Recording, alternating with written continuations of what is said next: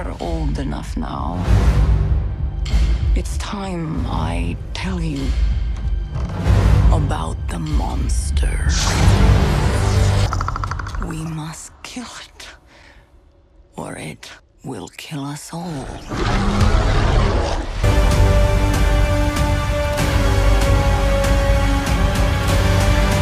Karibu tena ndani ya ulimwengu wa vibanda umiza, na hadi sasa tushafanya breakdown ya pati ya kwanza, pati ya pili na pati ya tatu katika hii movie ya Predator Killers of Killers. Na bila kupoteza muda sasa tuingie moja kwa moja katika pati ya 4, na sio kubwa busara kujiuliza, je, pati ya 4 ili usuni ni hasa? Na kama wewe ni mara ya kwanza ndani ya ulimwengu wa vibanda umiza, usisite kusubscribe. Na hadi sasa katika story tatu tushaona sasa Predator kwa Yautja walikuwa wakiwachukua mashujaa wetu hawa katika timeline mbalimbali na kuingiza ndani ya podi za Cryosleep na kuwachukua moja kwa moja na kuwapeleka katika sayari yao hii inayoitwa Yautja Prime.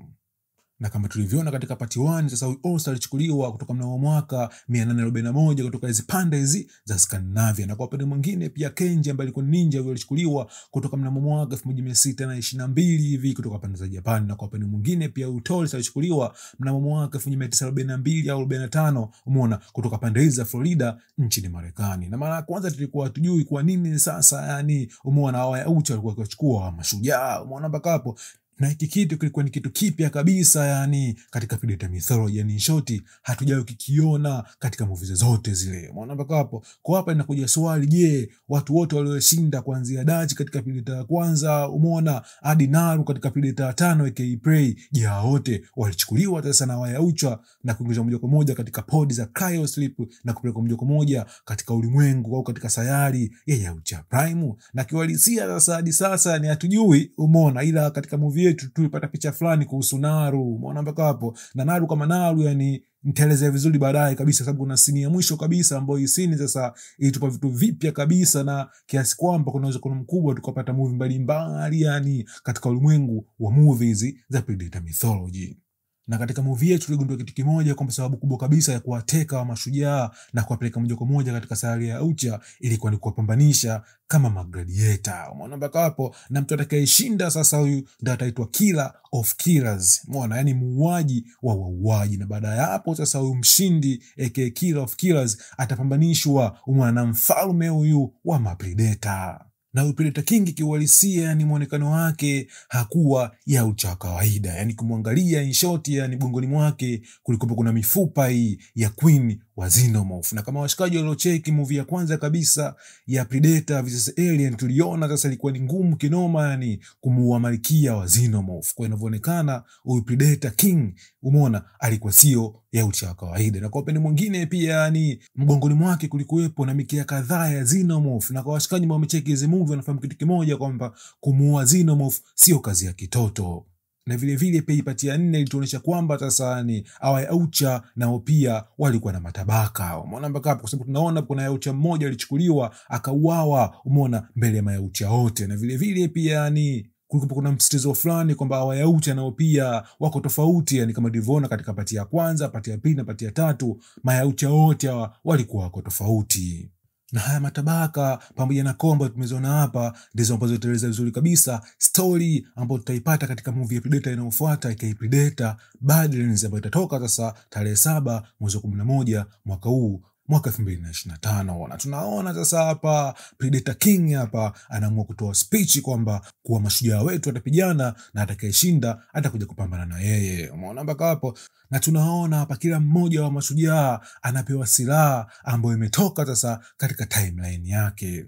Na tunaona Osa hapa anapewa shoka nyundo, ambazo hizi ni silaha maarufu kabisa yani katika Nordic mythology. Na kwa upande mwingine pia Kenji hapa anapewa panga. Kumbuka panga pia ni silaha ambazo zinatumika na maninja na vile vile pia pamoja na masamurai. Na kwa upande mwingine sasa dogo wetu Torres huyu anapewa bunduki, umeona mpaka hapo. Na hii bunduki ukiangalia vizuri kabisa ni bunduki ambayo tumeiona kwa mara ya kwanza kabisa katika movie ya pili ya Predator aka Predator 2. Ndio maana mimi binafsi naamini kitu kimoja, kwamba ile movie ya Predator 2 ni bonge moja la movie, kwa sababu ile movie sasa ilitupa information za ziada kuhusu Predator mythology. Na hii bunduki ilikuwa ni bunduki sasa ya jamaa mmoja anaitwa Raffaele Adorini, ambayo ilitengenezwa mnamo mwaka 1715.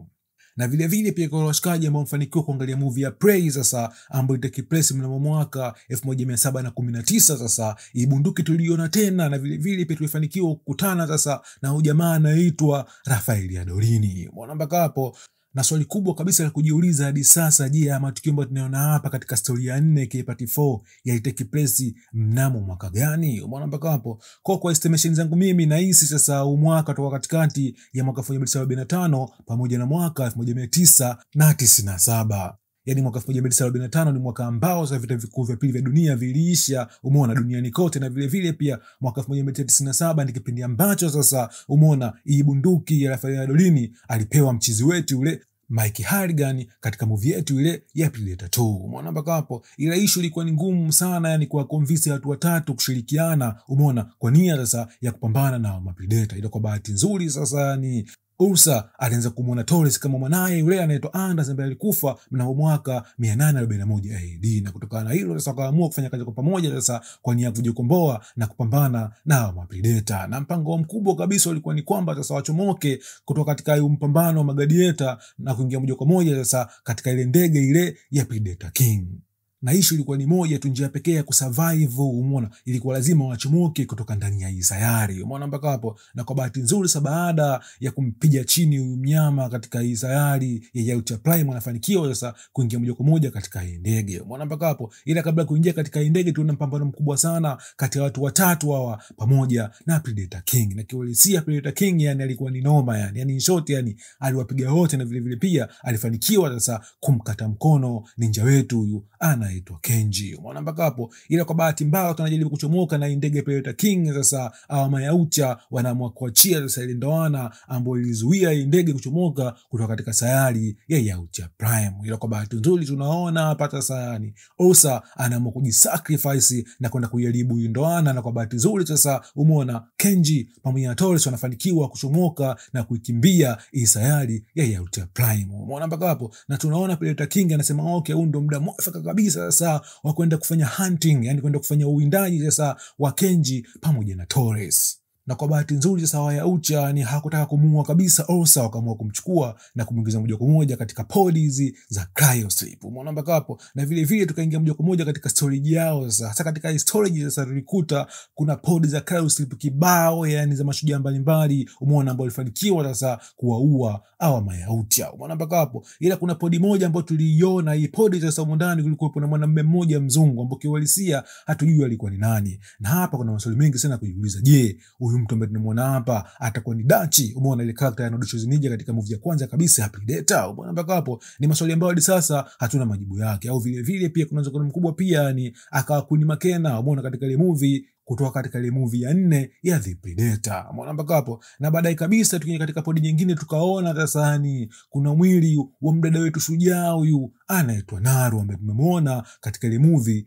inaitwa Prey. Umeona mpaka hapo? Na hapa inaonyesha kitu kimoja kwamba hii movie yetu ya Predator Killer of Killer ina connection na movie ya Prey. Umeona mpaka hapo? Na vile vile pia sasa hii kitu inaelezea kitu kimoja, ni jinsi gani sasa katika movie yetu ya Predator Killer of Killer tulifanikiwa kuipata hii silaha ya Rafael Adolini. Umeona mpaka hapo? Kumbuka sasa silaha tuliona vizuri kabisa yani mnamo mwaka 1719. Na vile vile katika ile movie ya Prey pia yani wakati movie inaisha yani tuliona, umeona, kuna hizo spaceship za Mayaucha zilikuwa zikiingia duniani, umeona, katika ile eneo ile ambalo alikuwa kiishi udemu wetu anaitwa Naru. Umeona mpaka hapo? Kuna mshakati kimoja kipindi kile sio wanamchukua Naru, umeona, kumuingiza ndani ya podi zao za cryosleep, na vile vile pia walichukua hii bunduki ya Rafael Adolini mwaka 1719.